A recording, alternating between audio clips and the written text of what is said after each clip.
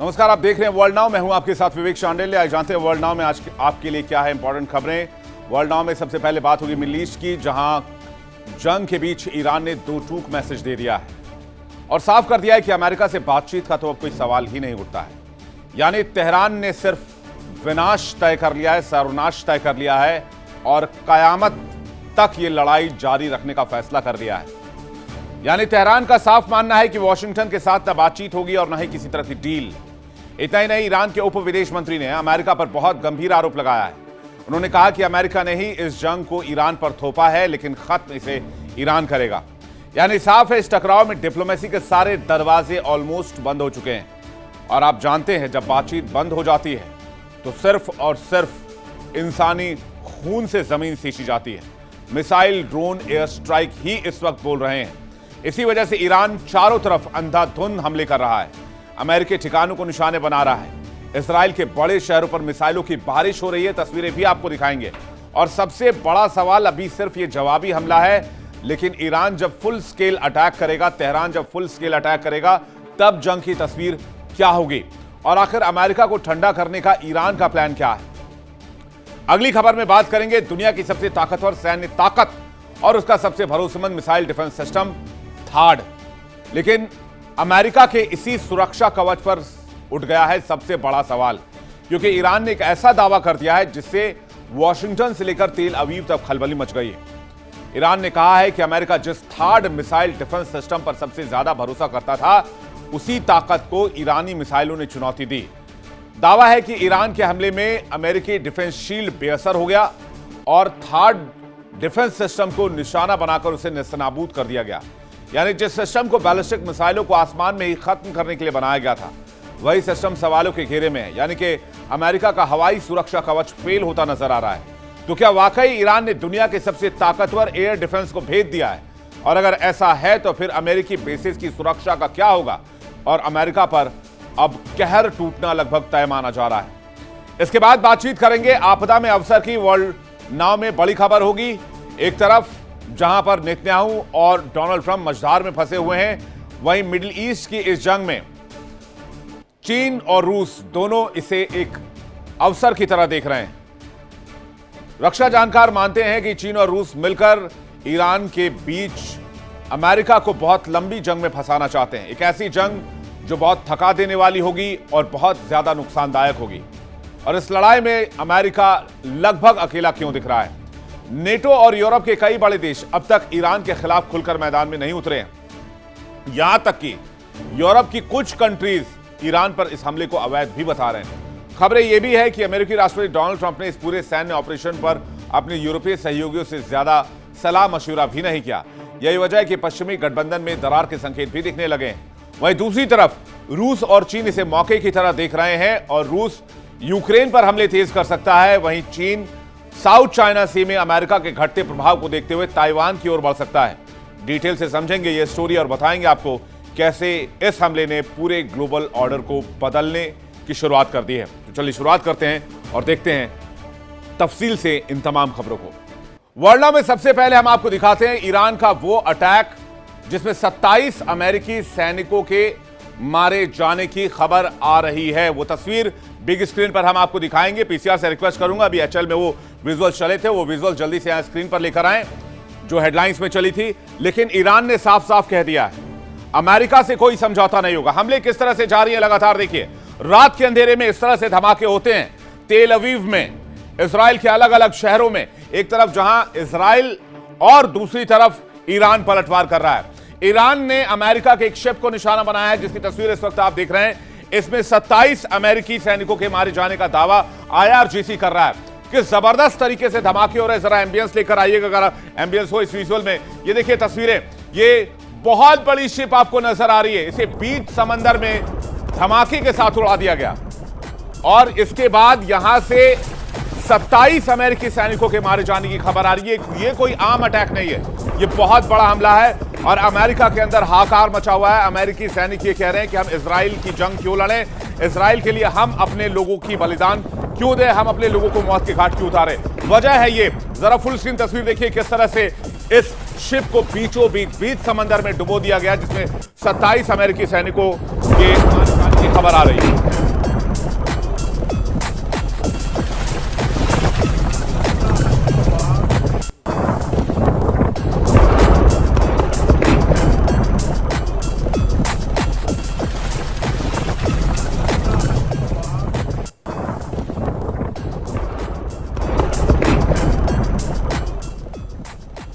तो तेहरान के fire power का नमूना आपने देख लिया कि तेहरान की ताकत का नमूना आप देख लीजिए एक बार फिर से मैंने स्क्रीन पर डाल दिया। तेहरान ने इसी हमले के साथ एक बात और क्लियर कर दी, बातचीत का सवाल ही नहीं उठता है अमेरिका के साथ। अब अमेरिका से किसी भी तरह की कोई बातचीत नहीं होगी। सारे दरवाजे बातचीत के बंद हो चुके हैं, डिप्लोमेसी क्लोज है और अमेरिका और ईरान एक दूसरे के कट्टर दुश्मन हैं। किसी भी जंग में बातचीत ही वो जरिया होती है जहां पर जंग खत्म होती है या सीजफायर का रास्ता अपनाया जाता है। लेकिन यहां तो तेहरान कह रहा है बातचीत का सवाल ही नहीं उठता है, आखिरी बुलेट तक हम ये जंग लड़ेंगे।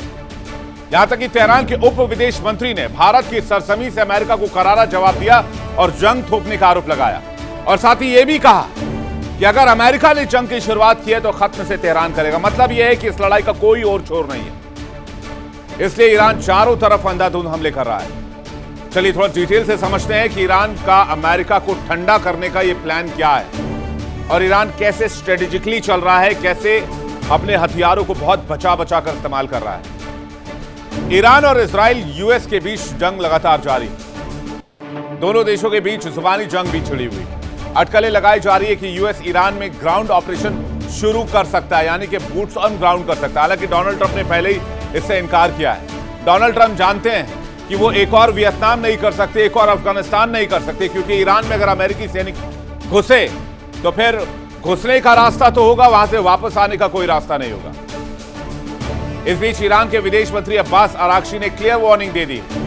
ट्रंप के बयान के बाद ऐसी अटकलें हैं कि यूएस में ईरान ग्राउंड ऑपरेशन शुरू कर सकता है, जिसका मतलब वो अपनी सेना तैनात कर सकते हैं ईरान के अंदर।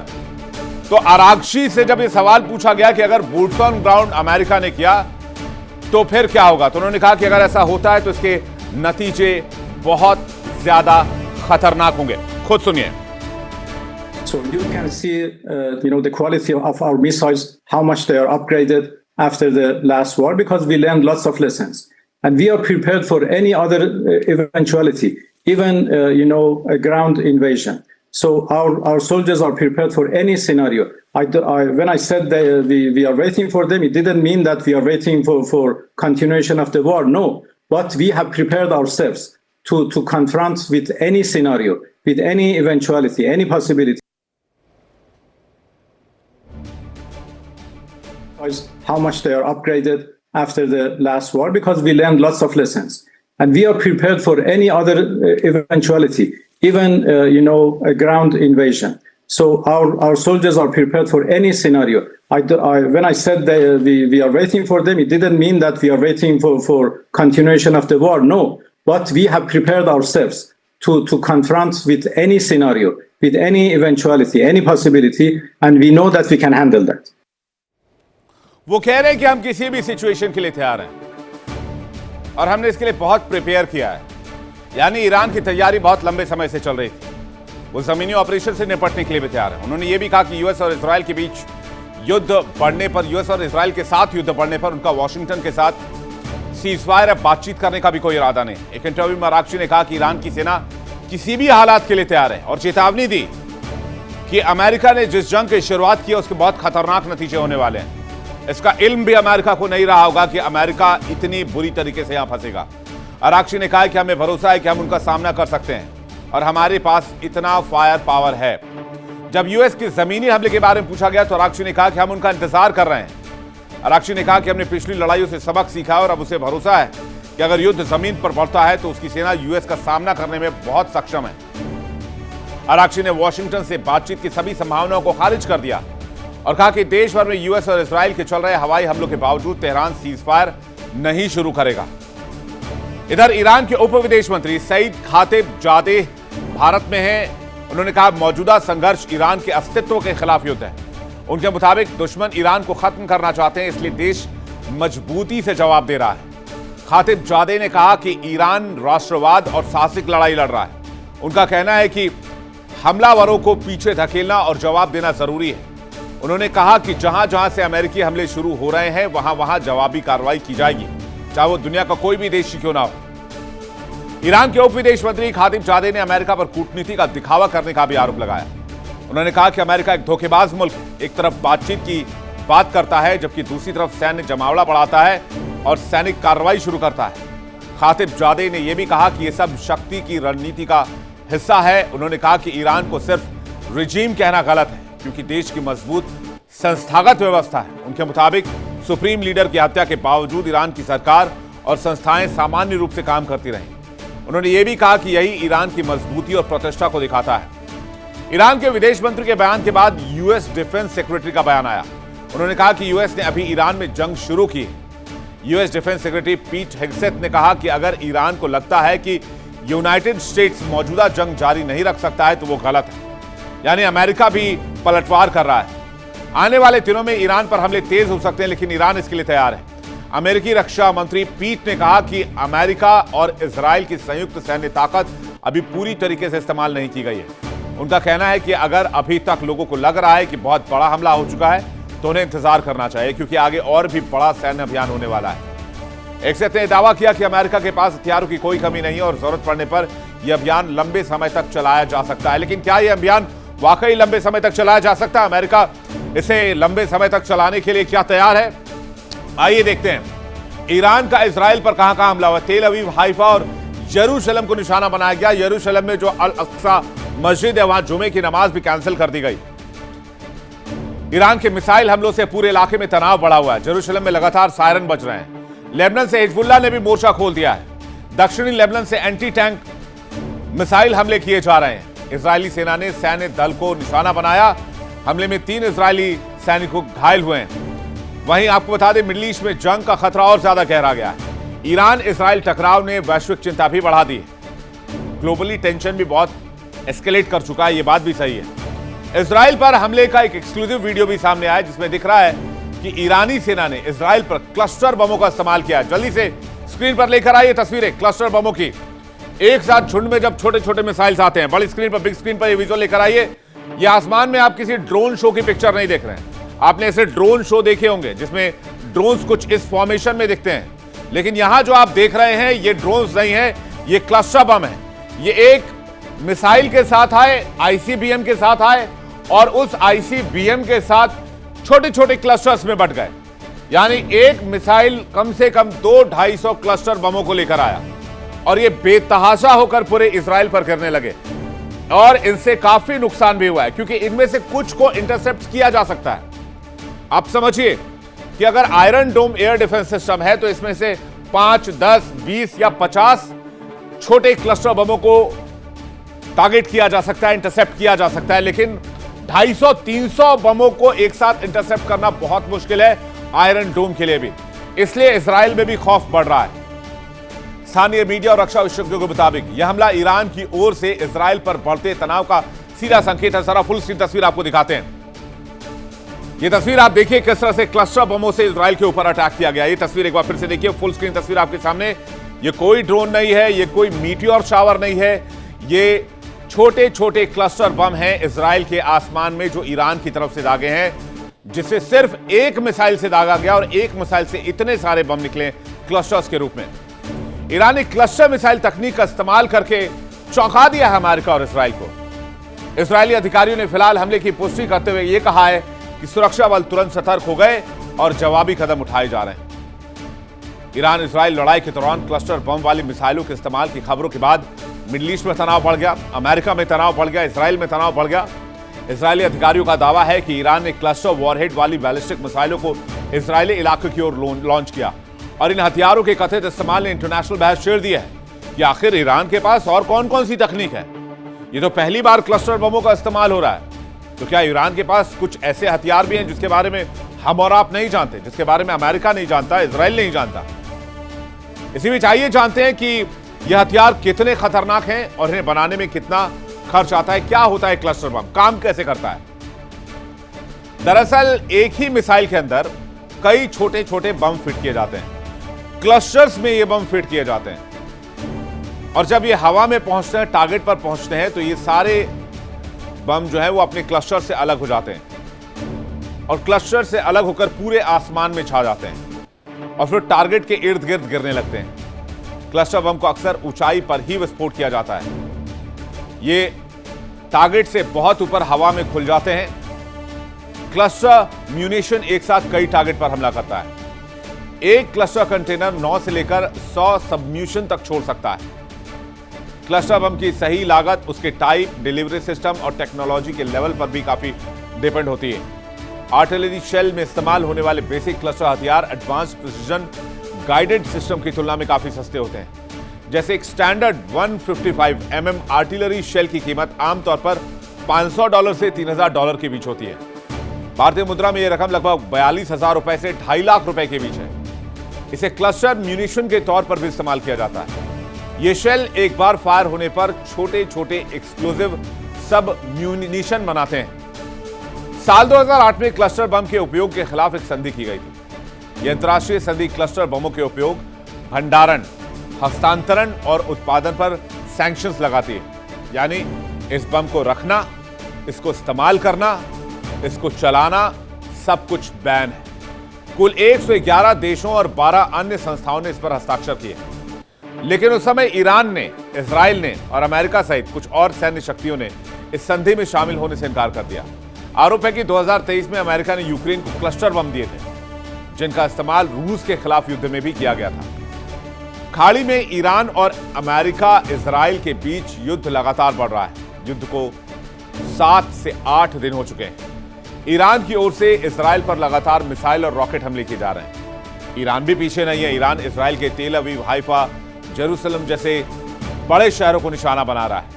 इसके अलावा मिडिल ईस्ट में भी ईरान हर एक अमेरिकी ठिकाने को टारगेट पर लिया हुआ है। साथ ही साथ ईरान ने समंदर में भी ऑपरेशन जारी रखा और यूएस के नेवी शिप्स पर भी लगातार अटैक कर रहा है, जिससे पूरे इलाके में तनाव बढ़ गया है।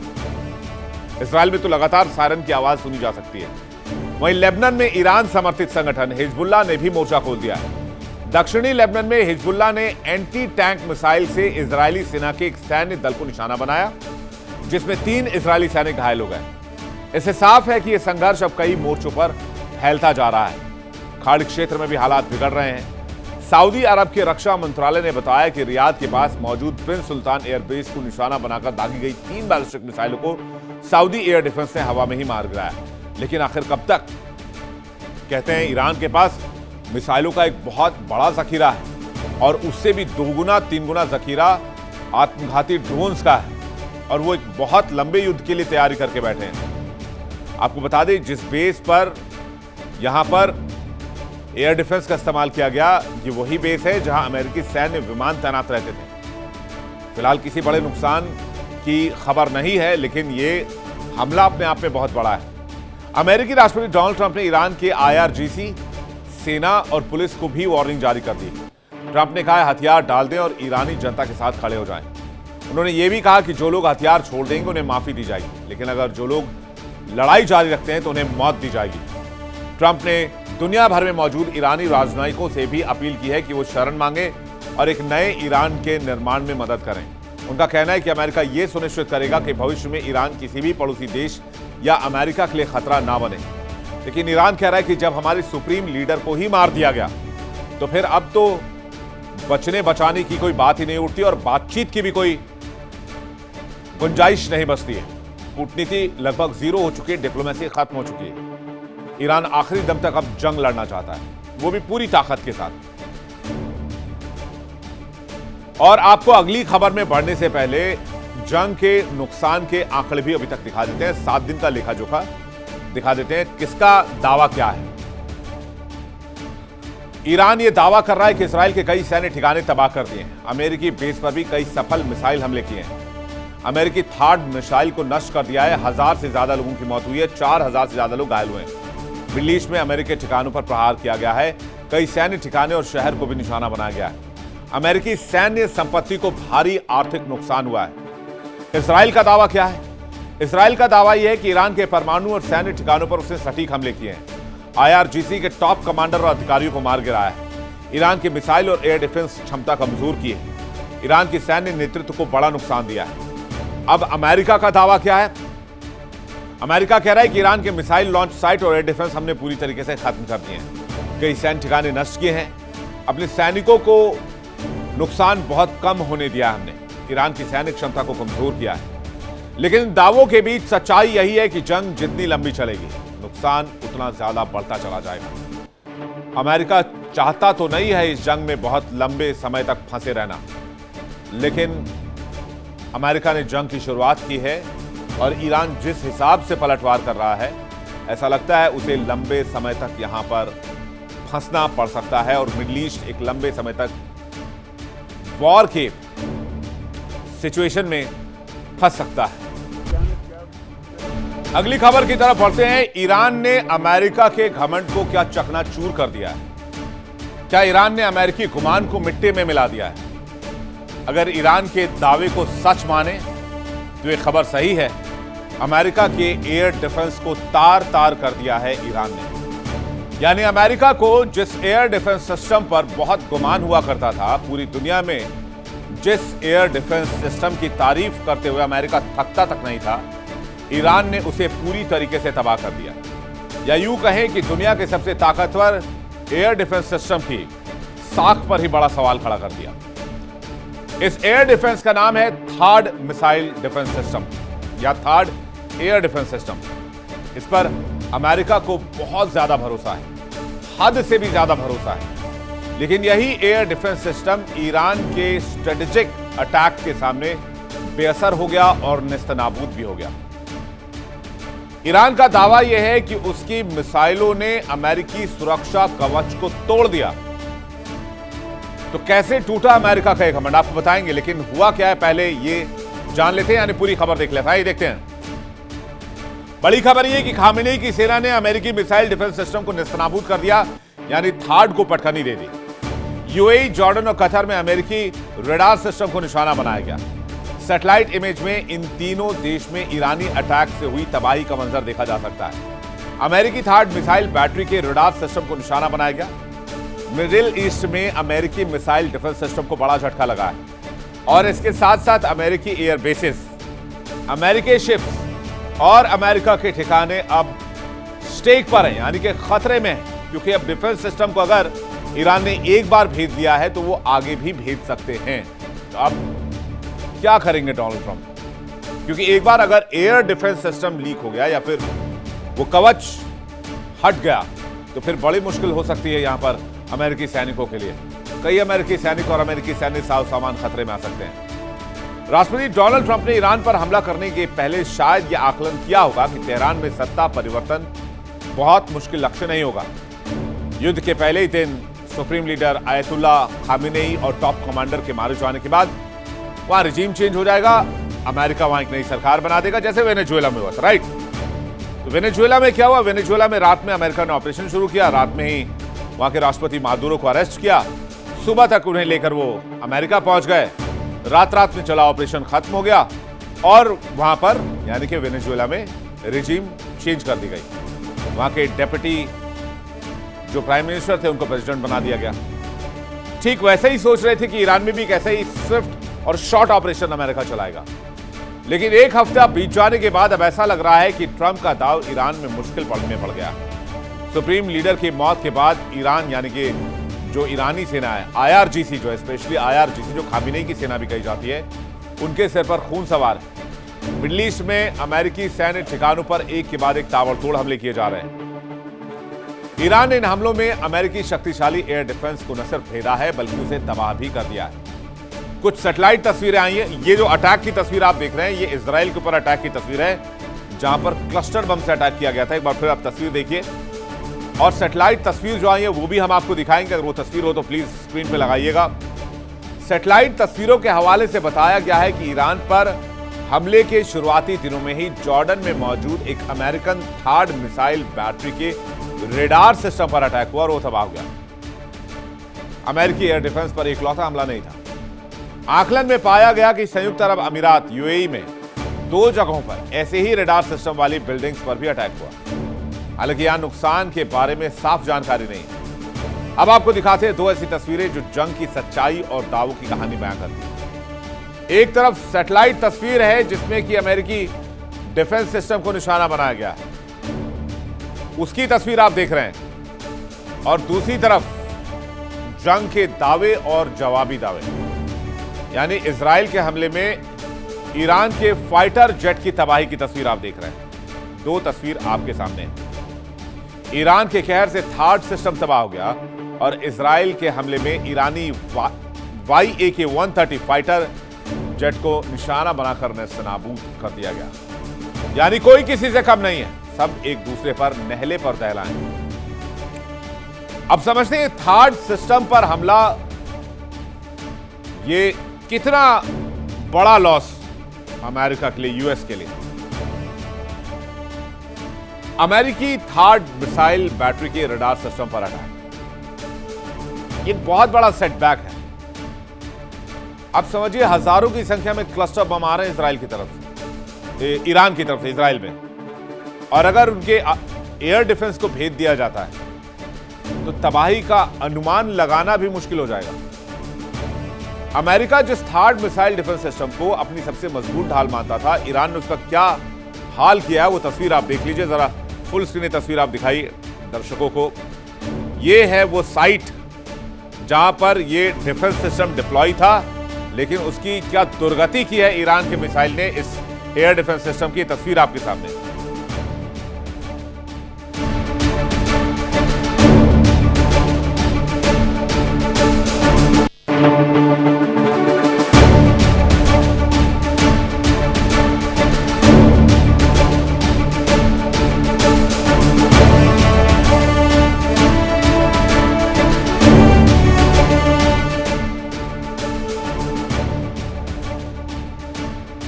मजबूत ढाल मानता था, ईरान ने उसी ढाल को निशाना बनाकर मिट्टी में मिला दिया और मैसेज दे दिया कि ईरान अमेरिका और इजराइल से इस इलाके में किसी भी तरह से कम नहीं है। ईरान ने हाई स्पीड बैलिस्टिक मिसाइल और ड्रोन की बौछार से अमेरिकी डिफेंस नेटवर्क को भ्रमित किया और उसके बाद पीछे से दागे सुपरसोनिक मिसाइल और हाइपरसोनिक मिसाइल। एक साथ कई दिशाओं से हुए हमले ने इंटरसेप्टर सिस्टम को ओवरलोड कर दिया। वहीं दूसरी तरफ खबर यह भी है कि इजरायली F-35 लड़ाकू विमान ने एक ईरान के YAK-130 फाइटर जेट को मार गिराया। इजरायली सेना ने इस घटना का बाकायदा वीडियो भी जारी किया है जिसमें ईरानी लड़ाकू विमान आग की गोले में बदलता दिख रहा है।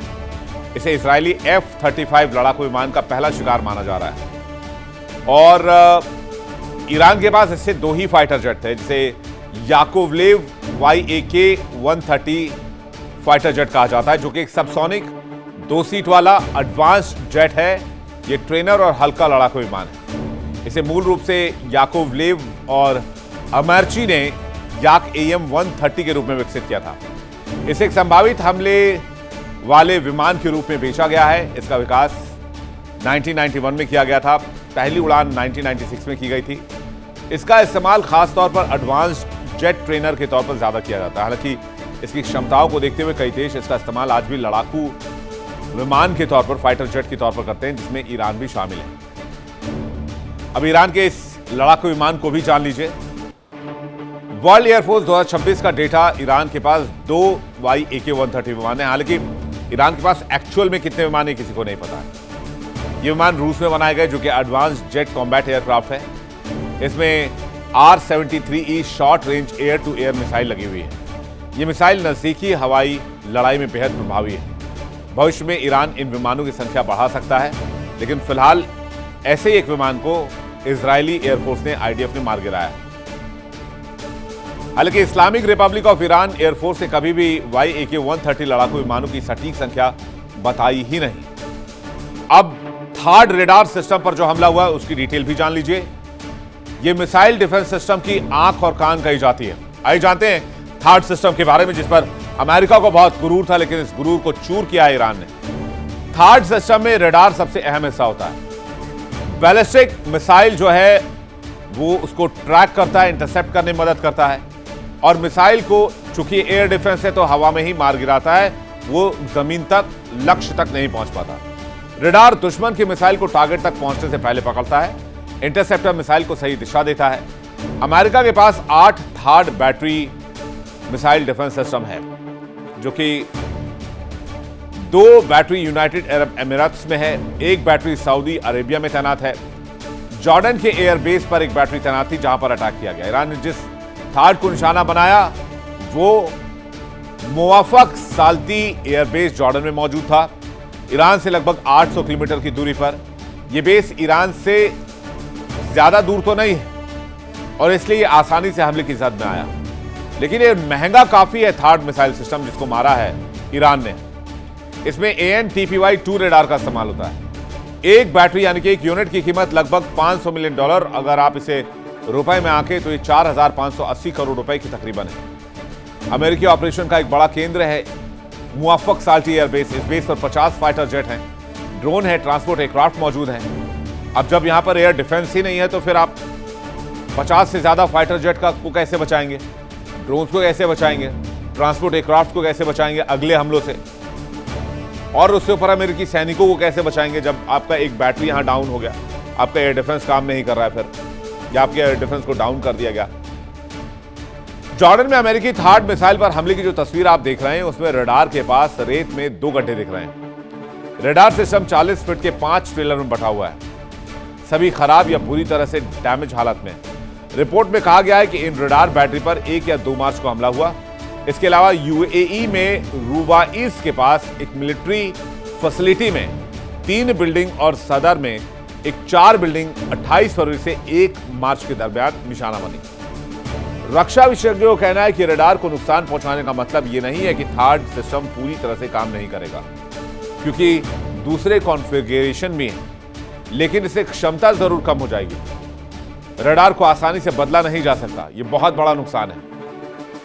NR जेनजेन Jones research company armament research services के डायरेक्टर ये बताते हैं कि AN/TPY-2 रडार थार्ड बैटरी का एक दिल है।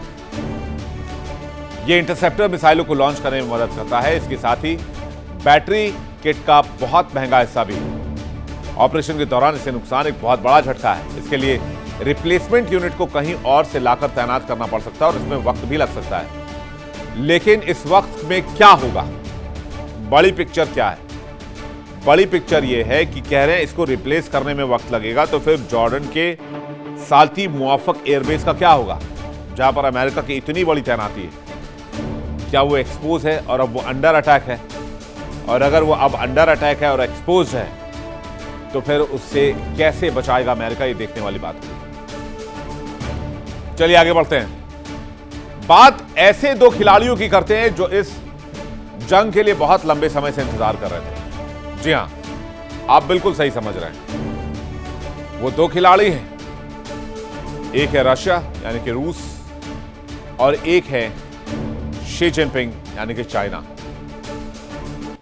मिडिल ईस्ट में जंग की आग अब सिर्फ ईरान इजराइल तक सीमित नहीं है।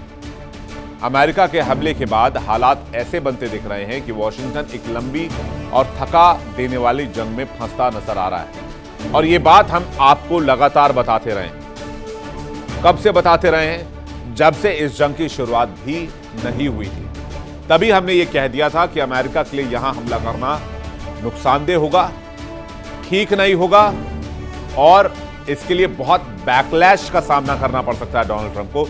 और आज की तारीख में सेम टू सेम वही स्क्रिप्ट दोहराई जा रही है जो मैंने आपको लगभग 1 महीने पहले बताई थी। तो सवाल यह है कि इस जंग में अमेरिका अकेला क्यों पड़ रहा है? नेटो और यूरोप अब तक ईरान पर हमले में खुलकर सामने क्यों नहीं आए? और खबरें यह भी है कि अमेरिकी राष्ट्रपति डोनाल्ड ट्रंप ने इस पूरे ऑपरेशन पर अपने यूरोपीय सहयोगियों से कोई खास बातचीत भी नहीं की। तो क्या ट्रंप की ये बड़ी भूल और रूस और चीन के हाथ में ये पूरा खेल जा चुका है? आइए इसको समझने की कोशिश करते हैं। नेटो और यूरोप का सीमित और बहुत कोल्ड रिस्पांस है अभी तक। यहां तक कि यूरोप के कुछ देशों ने तो यह भी कहा है कि ईरान पर ये जो अटैक किया गया वो ठीक नहीं, वो मानवता के खिलाफ, यानी वो अमेरिका के खिलाफ खुलकर बोल रहे हैं। अब दूसरी तरफ क्या होगा? दूसरी तरफ यह होगा कि रूस को यूक्रेन मोर्चे पर राहत मिल सकती है, क्योंकि यूक्रेन पर लगातार प्रेशर बनाकर अमेरिका ने दुनिया भर के हथियार दिए और अभी फोकस बिल्कुल डाइवर्टेड है अमेरिका का यूक्रेन से और पूरा फोकस ईरान पर है। तो रूस के लिए तो ये मौका है। वो जल्दी से चाहेगा कि इस दरमियान यूक्रेन को लपेट दिया जाए। और वहीं दूसरी तरफ साउथ चाइना सी की तरफ चलिए, चीन को एशिया में ताकत बढ़ाने का बहुत मौका मिल रहा है। ईरान, रूस, चीन की नजदीकी है। ईरान के साथ अमेरिका उलझा हुआ है, साउथ चाइना सी पर फोकस कम है। तो ऐसे में चाइना जो है वो ताइवान की तरफ बढ़ सकता है। बेशक 2 ही कदम बढ़े, लेकिन बढ़ेगा। इसलिए कहा जा रहा है कि 2 ताकतों के लिए, रूस और चीन के लिए, ये जो जंग है ईरान के खिलाफ अमेरिका की, ये एक मौका है। दुनिया की 2 बड़ी ताकतें रूस और चीन इस टकराव को एक मौके की तरह देख रही हैं, क्योंकि अगर मिडिल ईस्ट में अमेरिका उलझा हुआ है तो इसका सीधा असर रशिया यूक्रेन वॉर पर होगा। अमेरिका का फोकस उधर से डाइवर्ट है और रूस इस वक्त यह मानकर चल रहा है कि ऐसे में यूक्रेन को जल्द से जल्द निपटा देना ही बेहतर है। इसलिए आपने देखा होगा कि इस दरमियान रूस ने यूक्रेन पर हमले की इंटेंसिटी बढ़ा दी है। तो अब क्या यह मान लिया जाए कि मिडिल ईस्ट की जंग दुनिया की ताकतों का नया पावर गेम बन चुका है? क्या अमेरिका की रणनीति उसी को भारी पड़ रही है? इसका जवाब है हां। अमेरिकी राष्ट्रपति डोनाल्ड ट्रंप ने इजराइल के साथ मिलकर ईरान पर हमला कर उसके supreme leader ayatollah Ali Khamenei को ही मार दिया। जाहिर सी बात है, अमेरिका इजराइल के लिए तो कामयाबी थी, लेकिन इसी के साथ एक ऐसा अंतहीन सिलसिला शुरू हुआ जिसका कोई ओर छोर नजर नहीं आता है। और अक्सर जानकार मानते हैं कि इसी के साथ अमेरिका और इजराइल एक लंबी और थका देने वाली जंग में कूद पड़े हैं। यह दावा मेरा नहीं, मैंने तो आपको बताया था कैलकुलेशन करके। अब यह दावा अमेरिकी थिंक टैंक कर रहे हैं। यही वजह है कि अमेरिकी संसद आज ट्रंप के ईरान पर किए जा रहे हमले को रोकने के लिए युद्ध संबंधित शांति प्रस्ताव पर मतदान कराने की तैयारी कर रही है। अगर संसद ने ट्रंप को युद्ध से रोक दिया तो उनके लिए फजीहत वाली स्थिति हो सकती है। और यहां तक कि अमेरिका के अंदर घमासान मचा हुआ है। कई यूएस मरीज ने मोर्चा खोल दिया है। अमेरिका के कई सैनिकों ने मोर्चा खोल दिया, कह रहे हैं हम इजराइल की लड़ाई क्यों लड़े भाई, और इजराइल से आपका क्या लेना देना। आप, वो इजराइल कहता है लीबिया हमारे लिए खतरनाक, आप लीबिया पर अटैक कर देते हो। कहता है ईरान खतरनाक, आप ईरान पर अटैक कर दो। कहता है सीरिया खतरनाक, सीरिया पर अटैक कर देते हो। वो कहता है इराक खतरनाक है, इराक पर अटैक कर देते हो।